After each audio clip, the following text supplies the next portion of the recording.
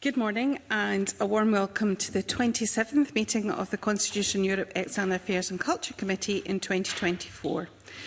We have received apologies from Keith Brown, MSP, and his substitute is Jackie Dunbar. Welcome back, Ms Dunbar. Our first agenda item is a decision on taking business in private. Our members content to take item 3 in private. Thank you. Our second agenda item is to continue to take evidence on the second phase of an inquiry in relation to the review of the EU-UK Trade and Cooperation Agreement focus on trade and services. And I'd like to declare an interest as I'm a member of the British Computer Society. So this morning we're joined by Vivian McKinnon, Director of Veterinary Partnerships, SRUC School of Veterinary Medicine and Junior Vice President, Scottish Branch of the British Veterinary Association. Good morning. Dr Joseph Maguire, Associate Professor, School of Computing Science, the University of Glasgow, and Co-Chair of the BCS, the Chartered Institute for IT, Scottish Computing Education Committee. Good morning. And Ben Addy, Managing Director of Moxon Architects and member of the Royal Corporation of Architects, RIAS, in Scotland. So thank you for your attendance this morning. If I could maybe open with a question, a very broad question about how your sector has been impacted by the TCA in terms of trade and services, and what difference have you seen between pre-Brexit and post-Brexit? And if I could maybe invite Vivian to start. Thank you. Thank you. The UK veterinary profession is really heavily reliant on EU vets, and pre-Brexit we saw huge numbers. In fact, around about 50% of new registrants to the Royal College each year came from the EU, and then that dramatically declined post-EU exit. It's been we're very focused on the vets coming into the EU and to the UK. In terms of them, we're very reliant on them for public health roles that they fulfil in terms of food safety, zoonotic disease, and international trade certification of products of animal origin as well.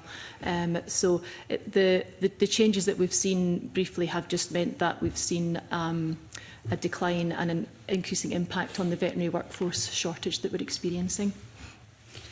Thank you. Mr Addy?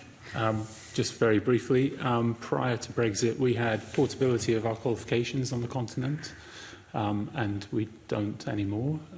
We used to also qualify to be able to pursue work through the official journal of the European Union, which typically we don't now, unless we take a kind of other more imaginative routes to try and access that market, which are quite difficult. I mean, I can talk about my own personal experience in that with work that we're doing in Germany, Norway, Italy later on. But we have to work against the system, as it were, in order to acquire those contracts. And then I think similar to Vivian, in terms of the employees that we have in our own practice, prior to Brexit, 50% of my practice was EU national. And now we have none. Okay, Dr Maguire, thank you. So, from the perspective of, you'd say, computing or higher education, I suppose it's probably not revelatory to say that there has been a change in the sense of that there is less flow of students, researchers, and general expertise when it comes between, you would say, the UK and our neighbours, and in that sense, since before the transition and now. And I suppose it's not really that different from what you've heard from others, and I can expand on that in the following questions. Thank you. Can we have the volume of the witnesses up a bit, please? Thank you. Thank you. It's terrible echo chamber sometimes in this room. I'm going to invite questions from the panel from the committee this morning. Any opening bids for questions? Mr Stewart. Thank you. You've already indicated the difficulties that you experience, and it may have indicated that you stop trading or you stop trying to negotiate or pursue things with our European countries. But is there any area where any of you have found that it's been easier, or that it has been in any shape, way or form a process that's taken place? Is there nothing within any of your organisations that you would say has a benefit at all? You're struggling to find them? No? So in architecture, there's nothing... Well, this is a bit of a tangent. There's now MRA in place with the United States of America. Now, whether that's got anything to do with Brexit or not, it's not for me to say, but we're finding it's easier for us to start to become involved in work in the United States at the moment. But in the 8 years since the vote, it's astonishing to me that we don't have the equivalent with the EU, which is what we had before anyway. And in the veterinary side of things, there's nothing that you can tangibly suggest has been an improvement? No, sorry, I can't. And Dr Maguire? I would say is there opportunities, and certainly I would say those opportunities in the sense of, from the perspective of if you take computing as a profession, you would say it's not as regulated, I think it would be fair to say, as others, if that makes sense. So you can broadly go and work in other parts of the world as a software engineer, and when you would say related professions such as cybersecurity, data analytics, these different elements. Having said that, whereas we might not be in a position of being heavily regulated right now, you would say the professional body I'm part of, the British Computer Society, is trying to walk the discipline to a more regulated existence because it's to our benefit. If you take the United Kingdom, we've already had scandals such as the Horizon scandal, which has potential to bring our profession into disrepute, but so has Europe if you take Volkswagen and the emissions scandal and elements around that. So we share the problems, you would say, the UK and Europe, in terms of wanting to walk towards a more regulated environment, if for nothing else for challenges such as cybersecurity.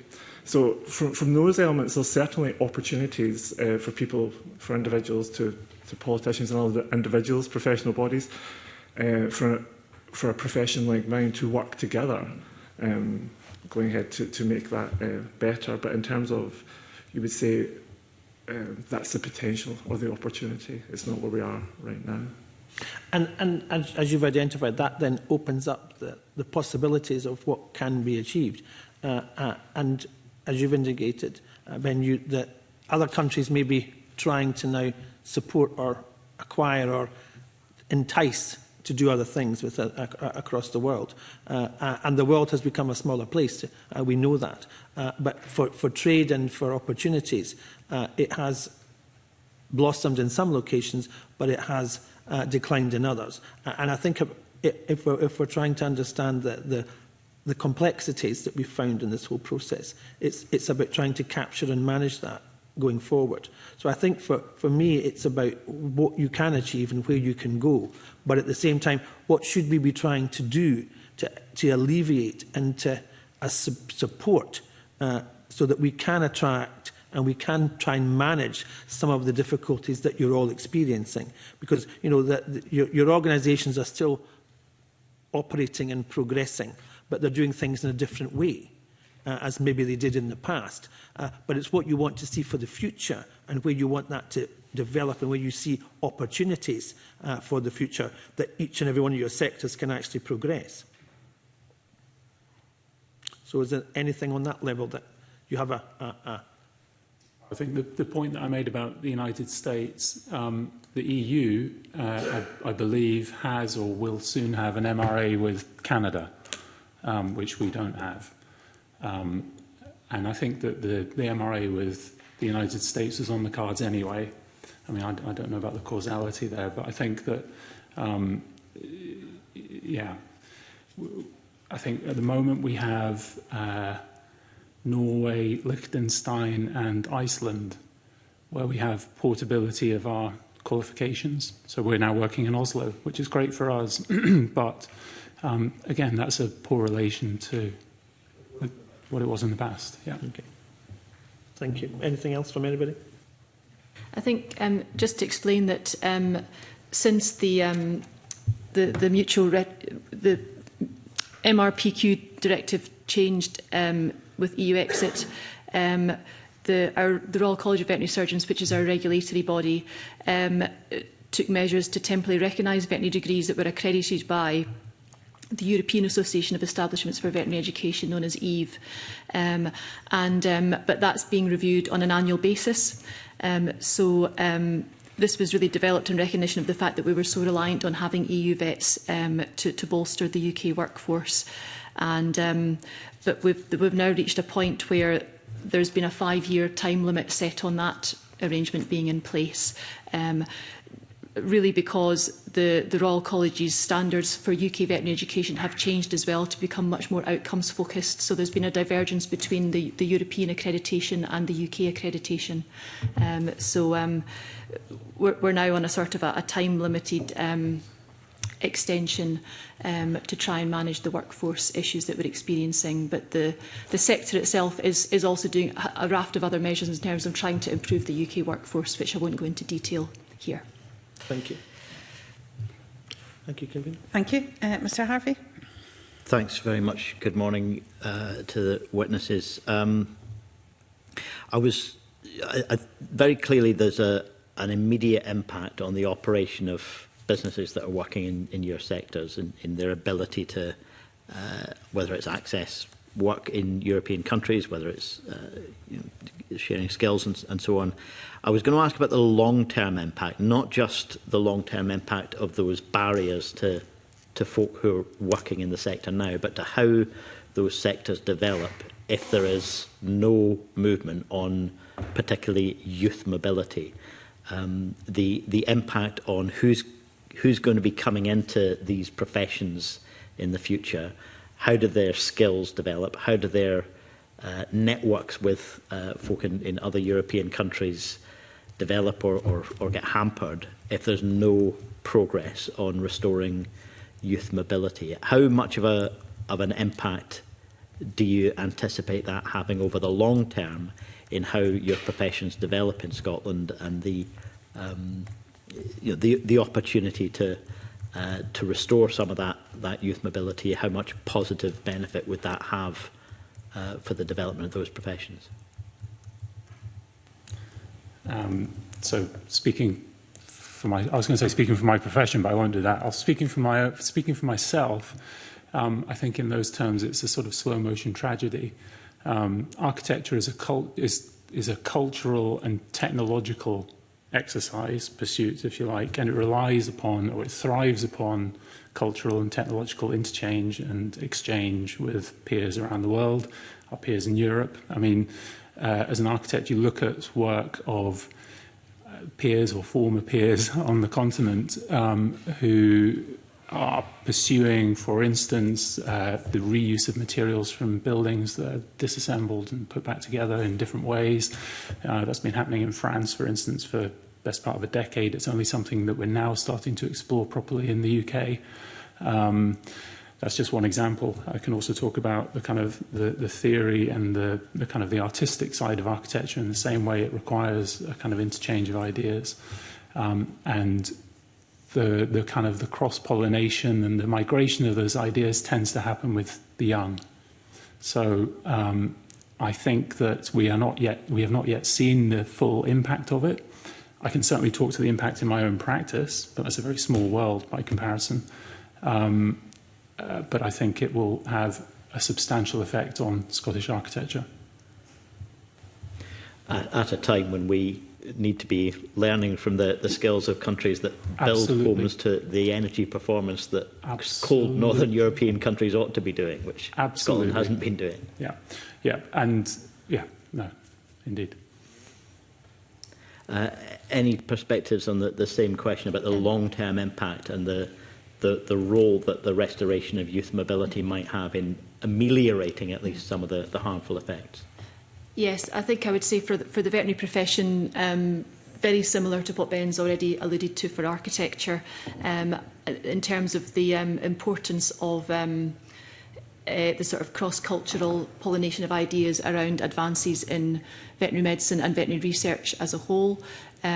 We see huge benefits from young people graduating in the UK, going to work in other parts of the world to find out how it works elsewhere, and then bringing those improvements back to the UK as well, and then vice versa. Particularly that happens with Australia and New Zealand, but certainly in Europe in terms of the research fields as well that are involved in veterinary medicine, and also just the understanding of how to protect our borders from notifiable diseases such as foot and mouth disease that can decimate the livestock populations, and also zoonotic disease as well that can impact on human health as well. So yeah, we do see it as a vital issue going forward in terms of maintaining youth mobility. And anything from the computer science perspective? I would say in terms of opportunities, so there's many great opportunities in Scotland. So in terms of strengths, we have lots of assets. In terms of, you'd say, research, the environment itself, we're a relatively stable country, and we have lots of data. And it's difficult to predict the future, but I don't think it's controversial or difficult to believe that computing will be a part of many professions looking ahead. And in terms of that idea of, well, how to become strong in emerging applications such as computing in health or defence, or you would say the environment, and all these different aspects, movement or utilisation of migration at the top and bottom is very important. So it's very important in terms of attracting the young, in the sense of the diversity of perspective, the fact they have different attitudes, nimble elements in terms of rejuvenating and re-engaging with our ideas. But it's also quite important at the senior level as well.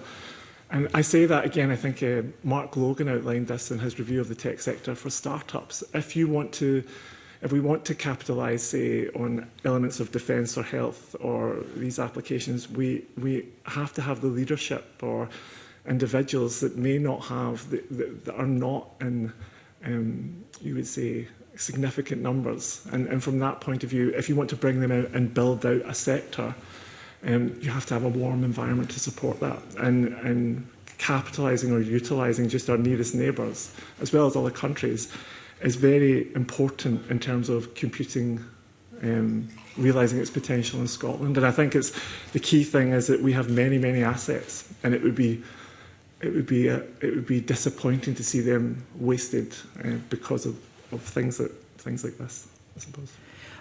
Thanks very much. I was also just going to ask Ben Addy. We've got some written submission from RIS as well, and I'm sure because you were producing evidence for a Scottish Parliament committee, and our job is to scrutinise the Scottish Government, that most of the content of the last section on the way forward is about what the Scottish Government can do to try and support the sector or mitigate some of the damage that's been done.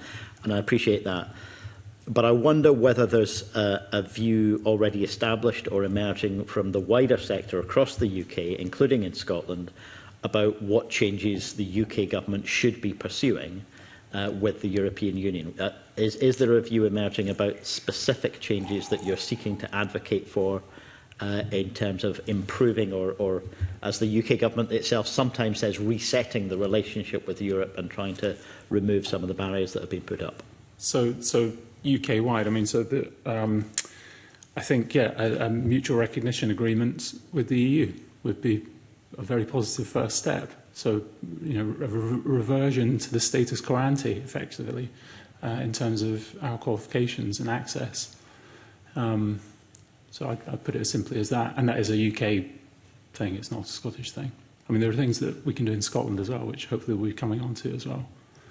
But I think that's the key. And I would imagine, Vivian McKinnon, that from your profession's point of view, the issues around veterinary agreements and what's the full title? Is it sanitary and phytosanitary? The idea of something under everything affecting issues where there's a food or a biological component way beyond my level of expertise, but I would imagine that the sector that you represent has a strong view on whether that should be a political objective for the UK government. Yes, I would agree. And I think particularly we would, in the context of, I mean, the whole trade certification is a whole other area in terms of control of imports of products, but important in terms of having adequate numbers of vets to do that and keep our borders safe. But I think we do think it would be beneficial to have a veterinary agreement that would include MRPQs with some veterinary schools in Europe that have a similar curriculum and syllabus to the UK veterinary schools, so that we can then have this agreement for Labour to come in with the same standards to help with the workforce shortages. Interesting that you use a phrase like keep our borders safe, which many politicians often use to mean keeping out people who could make a contribution, when actually there are biological threats that pay no respect to borders, and we need those kind of skills and capacities to tackle those real Absolutely, threats. and traditionally it has been, ironically, the EU vets coming in to perform that function for us at border control posts. Yeah. And the skills that they bring are very, very welcome to us and highly valued. Thank you very much. Mr Bibby.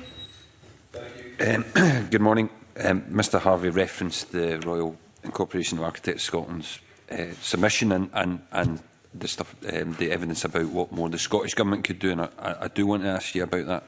You've highlighted a lack of support from organisations like Scottish Enterprise and Architecture and Design Scotland. In the budget announced yesterday, I understand Architecture and Design Scotland faced yet another budget cut at £0.7 million in real terms, worse off than it was 2 years ago. And presumably that will make it more difficult to create that support. I understand the Scottish Government have frozen funding for profile raising exercise. Do you think the Scottish Government, obviously it's our role to look at the trading relationship between UK and EU, but how the Scottish Government is going to help navigate sectors. So do you think the Scottish Government recognises the severity of the issues that you've raised on behalf of Scottish architects, and have you engaged with them on the points that you've raised? I think so. I'm here speaking to you today as effectively a private practitioner. So I'm an ordinary member of the RAS. So I've had some hand in the piece of paper that you've already been circulated. But I think I think any cuts to ANDS funding is very regrettable. I think they are a valuable part of the kind of ecosystem of architectural culture in Scotland and what they can do in terms of promoting it at home and abroad. But I think there is a much bigger, more fundamental aspect of the way in which architecture in Scotland is conducted as a business, and it comes down to procurement of public projects, which dwarfs every other aspect of this discussion in my mind. And I think I probably do speak for the profession in Scotland in this sense, which is that the way in which public procurement takes place in Scotland it's highly problematic, and we can get into the detail of that if you wish. But the reason it's relevant is because public projects are a very large part of the shop window, if you like, for Scottish architecture. And at present, our shop window is rather bare compared to our peers on the continent. So, for instance, if you take a country such as Denmark, architectural practice in Denmark, you have public procurement that enables new entrants, small practices, large practices across the whole kind of gamut to take part in that type of work. And so, therefore, when they come to export, they have a kind of a good portfolio to talk to. Whereas architecture in Scotland, or good quality architecture in Scotland, is overwhelmingly reliant upon the private sector. I'm making a distinction between good architecture and less good architecture, shall we say. Procurement in Scotland is peculiarly targeted at achieving relatively small, I would say even sometimes tiny savings in the context of a project overall at the initial stages rather than quality. And I'd also contrast that as well with what happens south of the border, particularly in London, where there is a much healthier appreciation of how to encourage new entrants, better quality architecture, better quality design, understanding that that's at the start of a project where you want the design to be as good as it possibly can be, because after all, buildings are very expensive, big objects. You don't want to find that your design is deficient halfway through construction. So there's a big discussion about public procurement, which I think is very relevant. No, thank you for that answer. I know you've called on the Scottish Government to reform the procurement environment so you can create a more sustainable home market that values design and designers. Has the Scottish Government given any indication whether they're looking at reform or they're likely to look at reform in the areas you mentioned? So I think, I believe, and again, I don't speak for the RIS in this, but my understanding is that there's some very positive movement towards a more, should we say, sensible, mature appreciation of fees and costs for design services. So a better way of marking in public projects, marking the fee component of a submission. That's helpful to know. Which is, I think, is very positive. Yeah. That's helpful to know. Thank you. Can I ask also Ms McKinnon about the impact on labour shortages in terms of vets? And obviously we've discussed a lot about the veterinary agreement in terms of trades and goods, but I wanted to also ask about the impact on shortages on domestic pets. Vets are very highly skilled professionals and need to be properly remunerated for the specialist work that they do.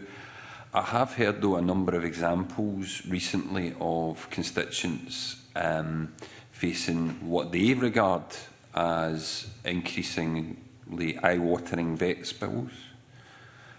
I don't know if that's something that you recognise in terms of perhaps, you know, generally that is an issue where the charges that vets are making is going up. Okay.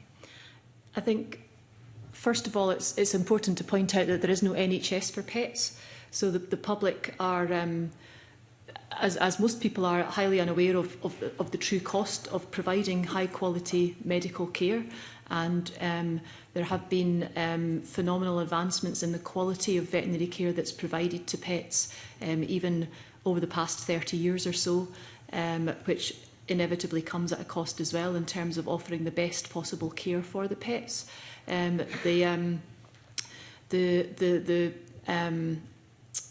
The legislation that we worked to, the Veterinary Surgeons Act, came in 1966 and has not been updated since then.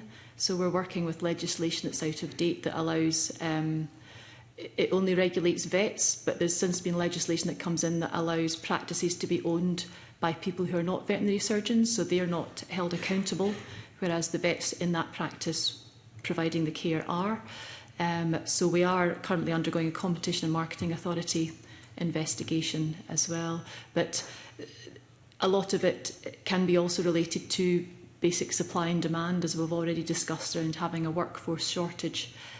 So there are certain costs attracted in terms of if you have fewer people, then salaries can go up as a result of that, and the cost of care can also go up as well. But I don't feel that's the primary issue in terms of the veterinary fees at the moment, the labour shortage. Thank you for that answer. And obviously, you know, say again that vets provide very highly professional skilled work and should be remunerated properly. What do you think is the labour shortage isn't the reason behind the rise? I don't think that's the biggest problem behind the fees. I think the whole market has changed a lot in terms of the corporatisation of the industry as well. Also around hours that vets are expected to work as well, so increasingly use of out-of-hours service providers as well, which comes at an increased cost, but it can also provide better care for pets in some instances as well. So there are a lot of factors contributing towards it. Yeah, thank you for that. Thank you. Okay, thank you, Mr. Kerr. Yeah, I'm interested, Ben, to hear about what you alluded to in your earlier comments about you had EU staff working with you and now you don't have any. Why?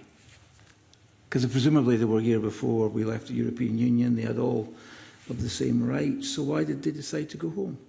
I think I would need to go back to them to find out precisely why they decided to leave, but it was all coincident with the vote and the years after.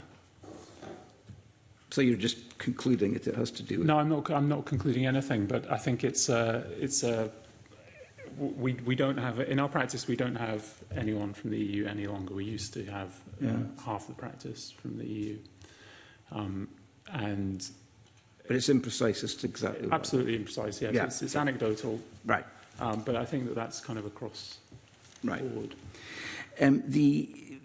In the submission, you said you had a hand in the submission. Did I understand you to say that? Okay, so if I ask you what is in the submission. It says in the submission, for most Scottish-based architects, working in Europe is uncommon. Yes. Uncommon is another way of saying rare. Yes. Is that now, or was that before we left the European Union? Was it rare before as well?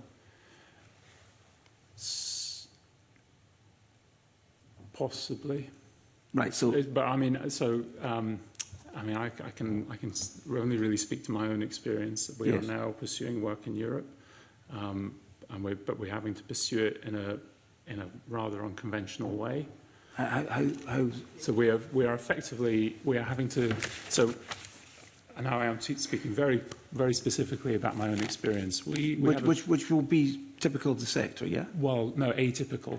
Atypical. Because we occupy, part of our practice occupies a specific niche that most other architects in the UK, let alone Scotland, do not participate in, which is bridge design. So we do an awful lot of infrastructure I saw a lot of bridges on your website. Yeah, so we do an awful lot of infrastructure work, and that is our kind of passport, if you like. And the only way that we're really able to make that work overseas is because, as you might imagine, with bridges, large-scale infrastructure, is predominantly the risk is predominantly on an engineering basis. So we come in under the wing of engineering consultancies who are domiciled in those countries or in the EU or what have you.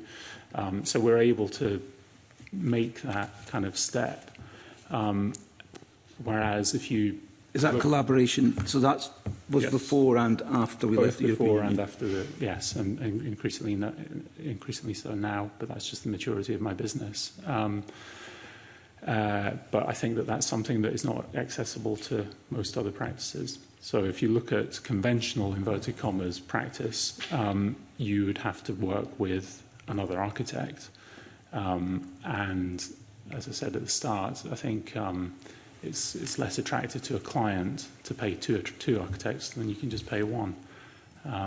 So unless it's for a very specific reason, and there's some, so say you win a very large international design competition or something, and then you partner up with a domestic architect overseas, then was then that not common before? Because no, in other professional, yeah.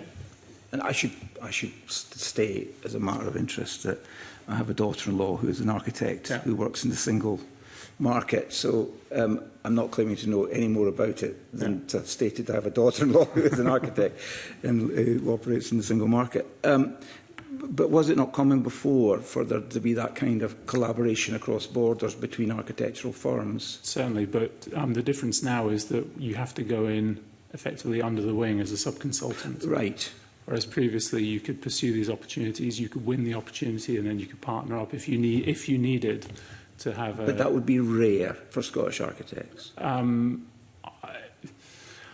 I'm the hunting down opportunities, your bridges obviously give you a niche. They give us a niche, but yes. in general terms, Scottish architects... Presently, rare. Would be rare. Absolutely. Yeah, okay. You mentioned the mutual recognition thing with Canada. Yeah. Does that give you hope that the European Union might be open, given the facts that prior to us leaving the European Union, we had mutual recognition? Yeah. Does it give you hope that, given, and I have to say in the case of my daughter-in-law, she studied at the Glasgow School of Art as part of her 7 years, I think she studied to be an architect. Yeah. So there's no doubt about the veracity, the quality of the qualifications. So are you optimistic that this is something that would appear to be achievable?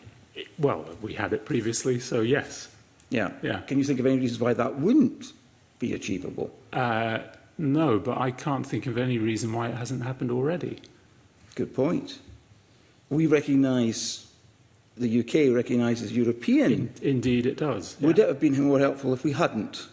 I don't know. That's for the politicians to answer. Yeah, but from a negotiation point of view, Well, we've yeah, kind of indeed, given away the house before. Yeah. It's stating the obvious, really, isn't Yeah. it? One of the things you say in the submission is, and I apologise, I didn't get the other submission in time. There's 2 submissions I think we had. So I'm kind of focusing on you, Ben. I do apologise. But one of the things you say, and I found this quite interesting, was about architects coming into the UK, that it seemed to be that the view was that this was a difficult thing to be achieved in the current visa environment. And it's just as a matter of interest, the current salary qualification for a work visa in the UK is 38,700. And the point in the paper is that that would be too high for a qualified architect. I found that quite bizarre. I've got this idea in my head that after studying 7 years at university and being a qualified architect, that you'd probably be earning more than 38,700. I think, well, like anything, you know, salaries vary across the piece, but that we're talking averages here. And I think that that particular point, you come back to my other point about procurement of public projects in Scotland and the wider UK. So architecture as a profession at the moment, you can see quite wild differences between high-end salaries and low-end salaries, but taking that as an average, I'd say that that is largely a consequence of the procurement environment in the UK. But is that right, then? That most architects are not earning more than £38,700? I believe what's in the document, yeah. Sadly, yes. Wow. I might be the only person surprised at that, but I genuinely thought architects, after 7 years, and I know how hard that qualification process is, that after 7 years you would be earning more than 38,000. An answer to the best. Yeah, no. ability, I'm just kind of verbalising my shock at this discovery. I think there would be a difference between salaried and business leaders and people with their own area of work, like Mr. Addy. So I don't think we're talking about profits here. So, right, okay, I'm just going on what was in the paper. But in terms of the rest of the world, you saw that as an opportunity. Are we getting architects? This idea of the exchange of ideas, which I absolutely accept. I think it's obvious that the whole profession exists on the basis of new ideas and new thoughts. So that's happening with the rest of the world, but not the European Union? I think it's probably happening to the European Union to the same extent as it's happening with the rest of the world. And is that... Whereas previously we certainly... I know we're talking in Edinburgh at the moment, but certainly in the rest of the UK, so in London, for instance, you would find that practices were very well complemented by European staff, and that has diminished. But plugging into this maelstrom of ideas and innovation and creation, that's not been lessened because we've left the European Union. Well, it's been lessened in the sense that there are fewer Europeans. But I don't think it is lessened beyond Europe, I think, if that's what you're driving at. Yeah, I'm talking about the quantum of this kind of energy within the profession. Has it been diminished for British and Scottish? So I'm now speaking anecdotally. Yeah. I think it's diminished. You think it's diminished? Absolutely, yeah.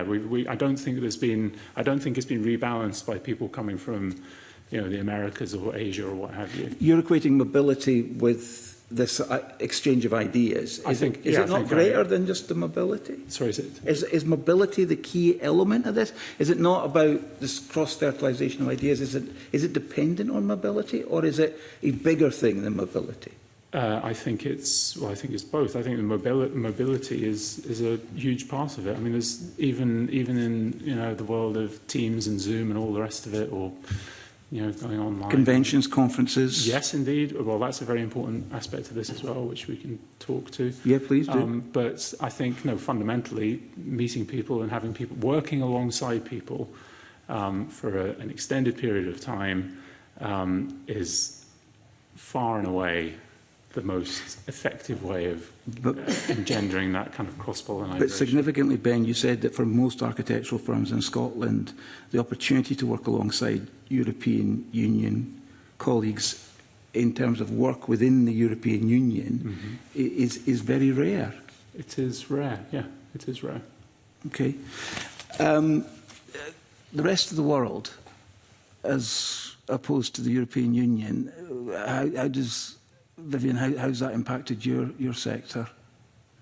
I mean, you describe how there's less vets coming our direction. Vets definitely left the UK, particularly during the COVID period. Many of them from Central Europe have gone home and discovered their economies have been transformed in the last couple of decades, and now they're working at home. What about the rest of the world? Have we got vets coming here from the rest of the world?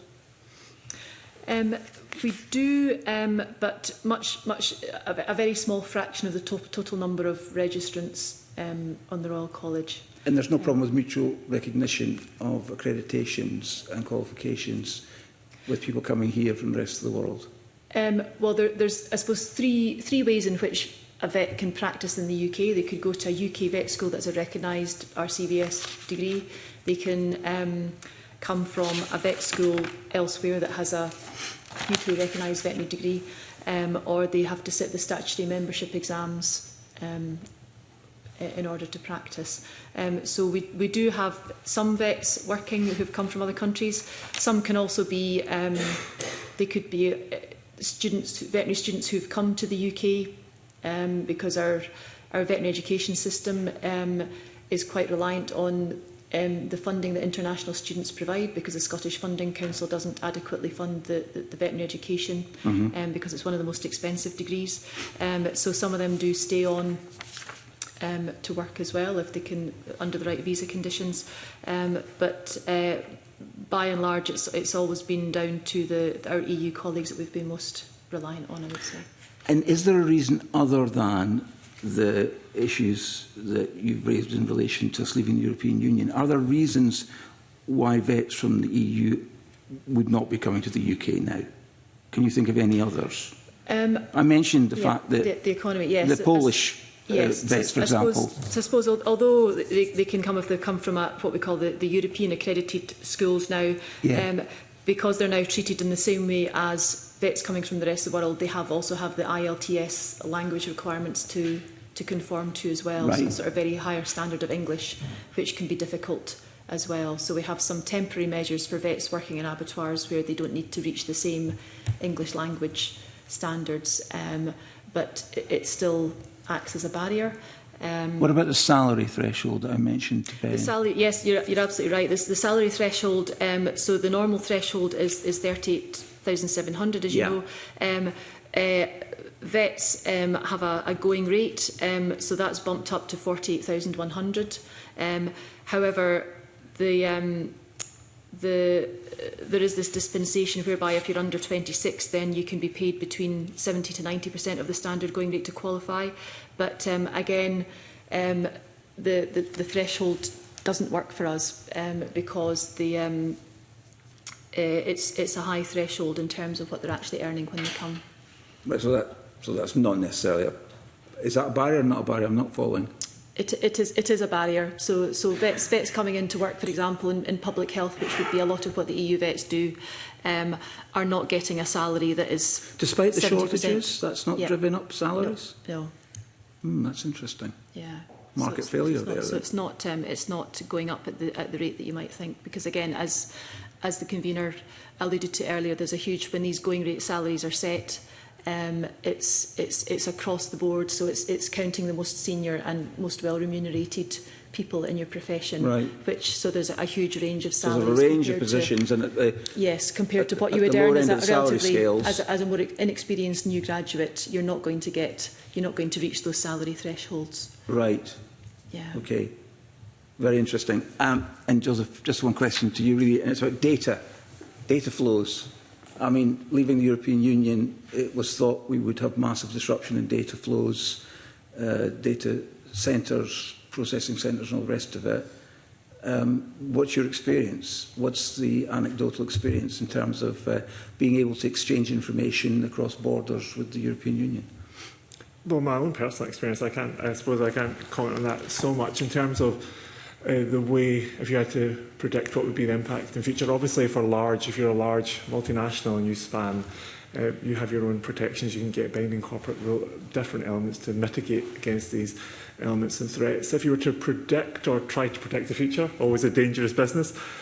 If you look at the way you would say other countries or blocks or different elements are almost viewing data as in one element as an asset, an economic asset to drive or build upon, are also how to shape and steer investment into their economies. So you'd say larger blocks such as China, India, the US are realising the potential and also the significance of data, and they're informing their laws around that, such as localisation, different elements.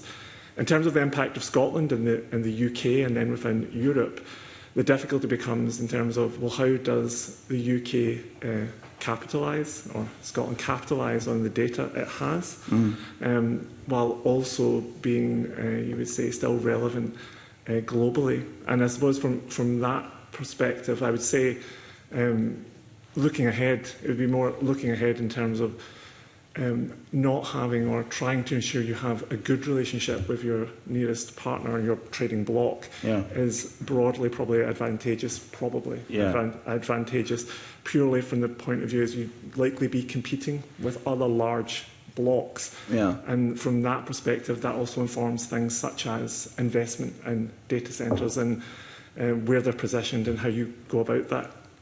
That's influenced and shaped by legislation. So this is a hugely important aspect for the running of any economy now, isn't it? I mean, data is the oil, as it were, of the 21st century in this respect. So, I mean, has there been any impediments since we left the European Union or in our exchanging of information and data flows between us and the European Union in, for example, the field you're in academia? In academia, it's, if you take academia or different elements, it's difficult to speak to, you would say, larger organisations because they have always, you would say, been better equipped to put in place the protections and different elements to have these data flows. Something I couldn't speak to, but the BCS could probably provide more information to and might be interesting, as those smaller to medium organisations that don't have those resources and do have to operate within, you would say, what you would say standard contractual clauses, different elements in terms of those data flows and how they can compete and how they can steer.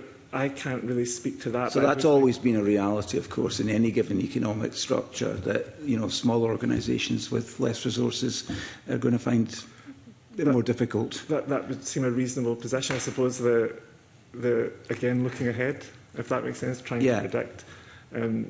It would be interesting to know their concerns just from the point of view of if they feel, I was trying to think of different elements. If you take, for instance, the latest law in Australia, and elements around social media. 16-year-olds. Things like age verification. You could say that a company in the United Kingdom might want to provide elements. So it might provide, say, the artificial intelligence and machine learning around that. It might train that on data that we've collected here in this country to provide a service to that country.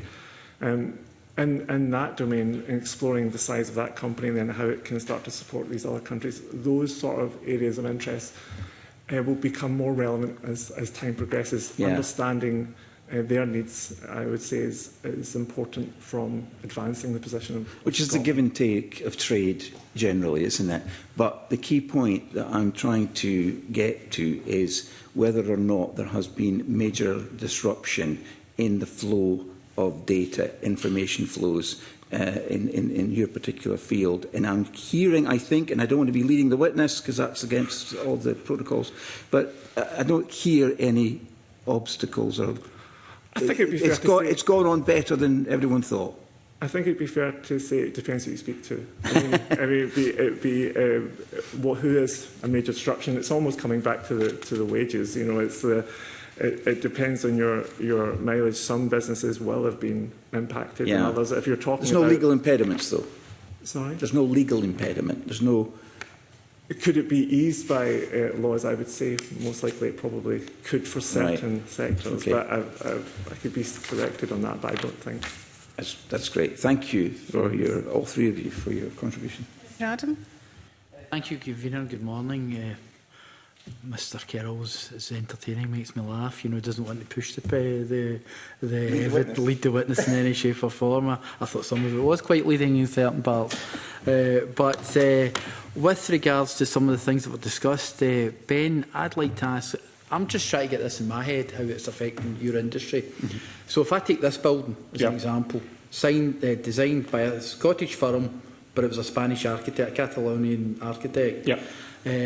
If we were doing that here and now within the current, would that be impossible or very, very difficult?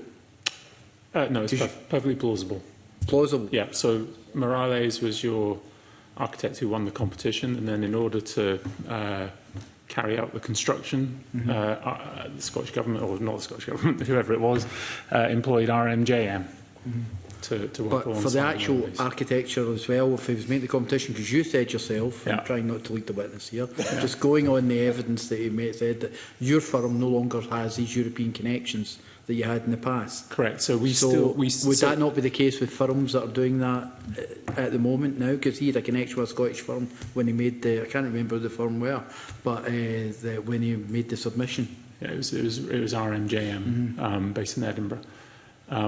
So I think that using the Scottish Parliament, forgive me, is very atypical, because this is a very important capital project in the capital city. I'm just trying to use it as something that people would understand and how it could make a difference. So the scenario that you describe is how we would need to pursue work on the continent as well, but it's even more so that we need to effectively be a subcontractor to a European practice. Right, so it would be more difficult then? More difficult. But then there are projects like this which are, like I say, atypical. So, for instance, we're pursuing very large competitions, open international design competitions on the continent. That was going to be my next question. Yeah. If you were going to be doing that submission in Europe, would it be difficult? It would be no more difficult now than it was previously, I would say, because these projects are quite different to the kind of the bread and butter public projects that you would hope to be pursuing as well, which is just not worth your while now. Whereas if it's something like a parliament building in a capital city, then absolutely you would go for it, if that makes sense. Yeah, so what I'm trying to say, the effect in your industry is more just like everyone else is saying, the communication and understanding and kind of working with those in Europe is, well, other people have complained of that as well. Is that the main part? It's more awkward, yeah. It's more awkward for you? Yeah. Okay. Just to ask Dr. Joseph Maguire, you specialise in security and privacy, is that right? So basically, one of the questions I'm trying to work out in my own head, GDPR would be a big issue for you and for how we continue. So currently we have convergence, so we're in the same kind of way, but should we get to a stage where there isn't that convergence, that's going to cause security problems, data problems, get backwards and forwards, and that's going to be a major issue for us, because I'm surprised you've not been asked more questions, because, well, you asked a few, it was mainly poor Ben that was getting it, but it was, but at the end of the day, surely that's a major issue, for us, should that divergence happen, and also, is it an issue at the moment with data's going back and forward? Because I think Mr Kerr kind of spoke about that, but that could be a major issue for companies and business and services in general. So probably a good way to come back probably to the start is that if you take, I think it's Richard Hoare, the Chief Executive of the National Centre for Cyber Security in the UK, said just this week that the gap between you would say the resilience of business and the threats they face increasingly in the world is getting worse, it's increasing. And part of that is, you would say, a combination of improving the quality or regulation of my profession of computing software engineering related careers, and the you would say the culture that those organisations operate within. So the culture in terms of will you want to ensure there's a sufficient skills to improve, you would say, security of infrastructure and different elements, and also the sort of mindset of build quickly, get it out quickly, I suppose, move fast, break things sort of attitude. What you want to ensure is that you're investing in infrastructure. So if we come back to bridges, if the Queensferry Bridge was to fall down or something to that effect, we'd probably have an opinion about it. We feel as if the engineers, the architects behind that are regulated and controlled. When it comes to the development of the critical infrastructure to do with data, from that perspective, we aren't, in the sense, really making greater requirements of the regulation of individuals, engineers involved in that. So whereas if you take the British Computer Society, and they will are walking the discipline to the need of regulation, accreditation, and the importance of this within education and training, there's a tension or a problem where you have to say, well, if you want to require that on large projects, there's not that many individuals that have those chartered qualifications, and if you require such things, then if you don't have a large pool to pull from, you're not necessarily going to get enough people. It's going to cost a lot more. But if you don't mandate it, then people don't. You would say professionals don't feel the need to seek these qualifications. But that's the same tension you would say that would exist in Europe, and the opportunity exists to work, to refine. You would say what we expect of education, training, and these different elements. And I suppose from that perspective, there's lots of different elements here in terms of data, privacy, and security. But we can have really positive data flows, but if they're flowing into insecure environments, then that's problematic in itself.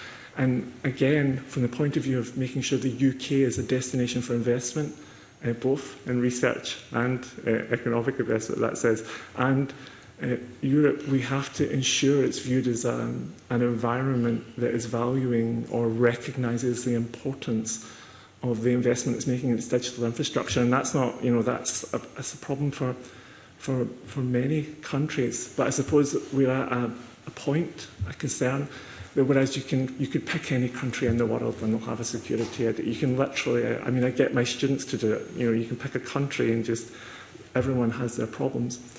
The concern is when you start to break away from the pack, that you have more problems than other countries, because if you're viewed as being less secure, then you don't want your data, you don't want your investment to be made in that country.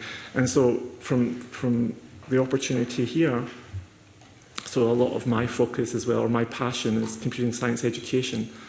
And the statistics, I'll quote it so I don't get it wrong, from the BCS is that 94% of girls and 80% of boys, or 79% of boys, drop computing across the UK by the age of 14. And if you look at the investment of computing education, computing science education across Scotland and its schools, even if you don't want them to be computing scientists or data analysts or anything to do with that profession, if you become a vet or an architect, I'd imagine you're going to have to know something about computing science, and even if you're a citizen. And so from that point, although we're talking about this very particular dimension to do with Europe, I'd only want to raise or highlight the importance and significance, I would, in computing science, and to ensure that we're preparing our nation for it in the future. Yeah, there's a lot in that I could go into, but that's probably more the remit in my education committee side of things. But I don't think I've anything else at this stage. Okay. I wonder if I could ask a specific question about a recent visit to Brussels to present the first part of our TCA inquiry report on trades and goods. And in the discussions that we had there, it was coming to us loud and clear as a committee that if a veterinary agreement is to be reached, it would require the UK to align with all EU animal and plant and health law.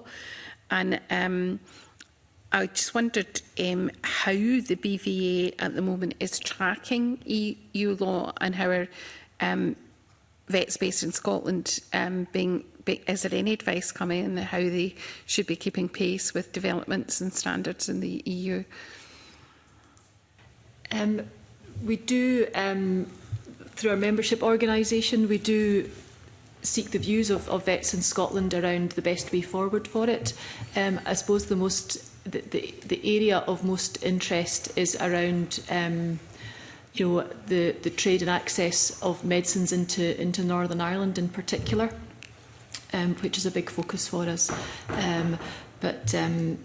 Yes, it's certainly there's a lot of lobbying activity from the British Veterinary Association into the at UK government level on this side of things through DEFRA. Thank you. And a question very similar to Dr Maguire. One of the huge areas that the EU is looking at, and they've just introduced the law on AI regulation, which is going to be really important going forward in terms of the sector. And again, how are we able to keep pace with what's happening in the EU if the UK isn't adopting the same principles in terms of AI regulation and other data regulation coming from the EU? Sorry, could you repeat that? Sorry, the question. So, in terms of the sector, one of the important things, particularly to be able to work in the EU or elsewhere, is that the sector would have to align itself with AI regulation coming from the EU. But we've seen the progress there in terms of an EU bill being proposed. The UK government is somewhat behind in that. So how important is alignment of regulation in these larger areas, and indeed in terms of data and in terms of things like GDPR? How important it is that we align with the EU going forward for the IT industry?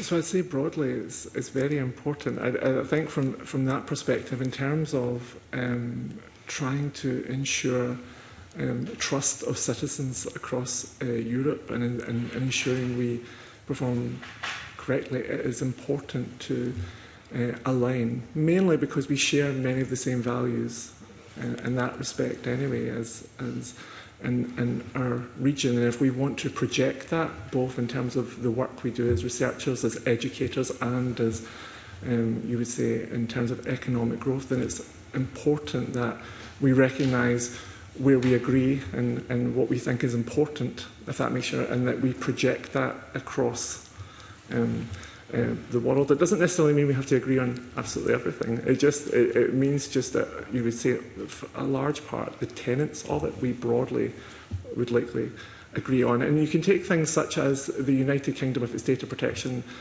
you would say leadership in the 1980s into the 1990s, and the influence of that on the GDPR and different elements.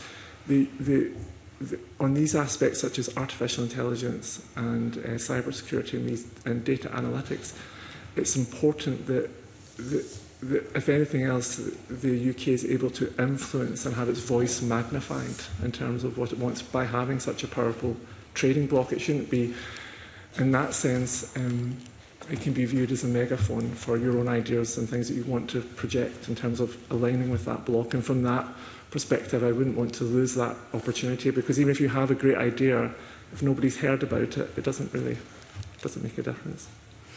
Okay, thank you. And Mr Addy, I was just going to ask you, I think you used the phrase flying under the radar with a partner to work in Europe now, and how that didn't used to happen. We've heard a lot in the committee about how our detriment has been Ireland's gain in terms of a lot of companies moving to Ireland to register, and also particularly in service areas where we don't have the same arrangement in terms of the TCA as we have with trade of goods. And I was wondering if you had seen Scottish firms at all losing out to architects winning contracts abroad from Ireland, because they have, very similar advantages in terms of English speaking and, having those standards that have been recognised till now. Personally, no, I'm not aware.